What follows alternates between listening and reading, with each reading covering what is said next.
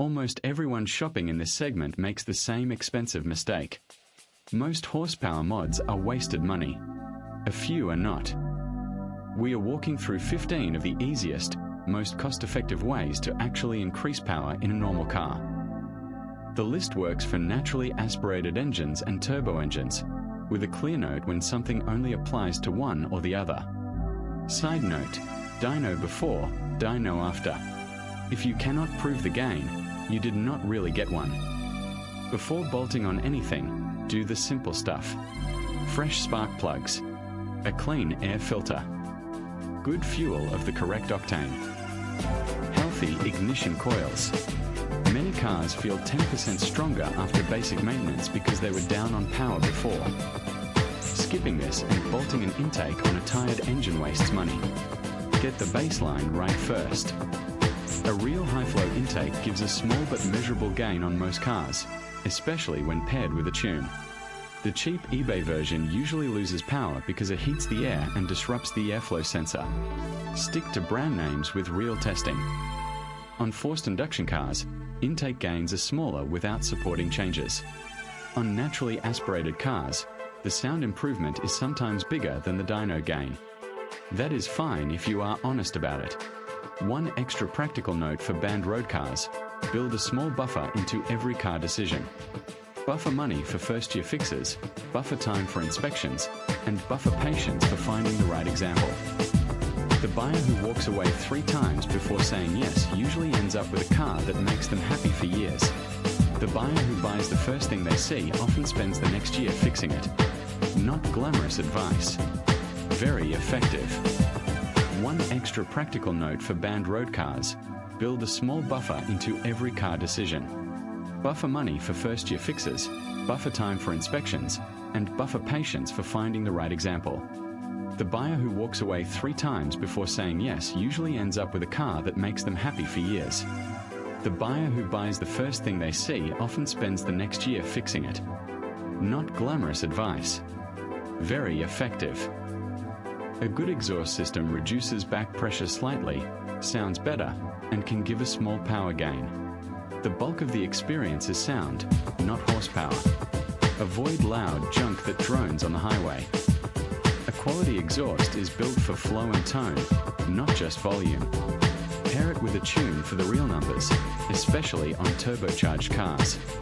Another habit worth keeping with banned road cars is reading recent owner forums for the specific model and year. Pattern issues show up there long before they show up in mainstream reviews. A weekend of forum reading can save thousands. Yes, every forum has loud minorities. Read enough threads and the real patterns become obvious anyway. For turbo and supercharged cars, the ECU tune is the biggest single horsepower mod available. A reputable tune from an established shop can add 30 to 70 horsepower depending on platform. The Nissan Skyline GT-R R32 platform may or may not support major gains depending on engine. Always pick a known shop. Never run a free internet tune. A bad tune can destroy an engine in one drive. Use 91 or 93 octane fuel as required by the tune. I would also keep a tiny notes file for banned road cars, prices in your local market, examples you saw and skipped, mechanics who returned calls, and any quirk you spotted on test drives. By the 3rd or 4th car you look at, that file becomes more useful than any review online because it reflects your real area and your real budget. Turbocharged engines lose power when intake air gets hot. A bigger or more efficient intercooler keeps charge temps down, which lets the engine make consistent power on long pulls. On stock power cars, the gain is small. On tuned cars, it is significant. This is one of those mods that pays off most when combined with a tune and a higher flow intake. One extra practical note for banned road cars: build a small buffer into every car decision. Buffer money for first-year fixes, buffer time for inspections, and buffer patience for finding the right example. The buyer who walks away 3 times before saying yes usually ends up with a car that makes them happy for years.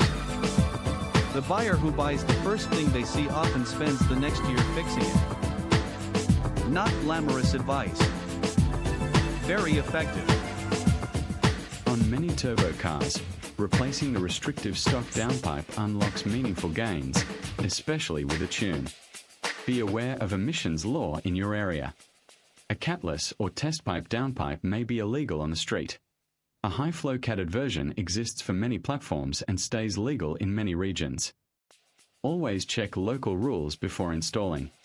Another habit worth keeping with banned road cars is reading recent owner forums for the specific model and year. Pattern issues show up there long before they show up in mainstream reviews. A weekend of forum reading can save thousands. Yes, every forum has loud minorities. Read enough threads and the real patterns become obvious anyway.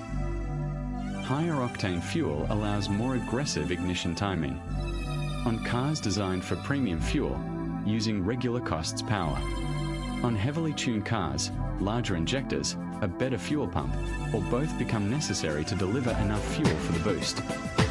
Skipping fueling on a tuned car is how engines die.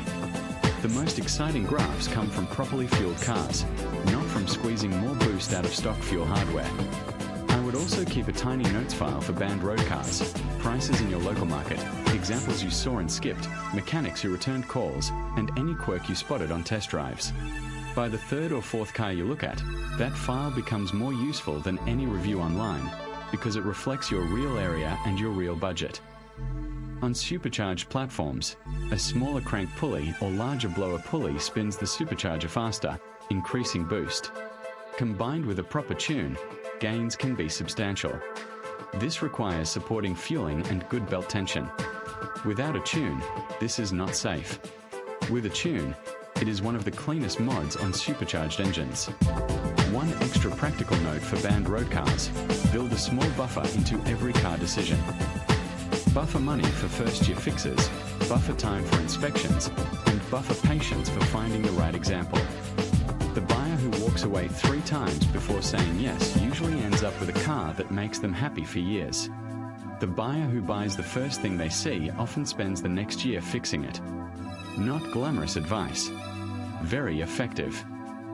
For platforms that support it, an upgraded turbo can move a car into a different category of acceleration. This is no longer a beginner mod. It usually requires a serious tune, fueling support, intercooler, exhaust, and a careful break-in. The result is impressive. The cost and complexity are too. Reserve this for owners who already understand their car well.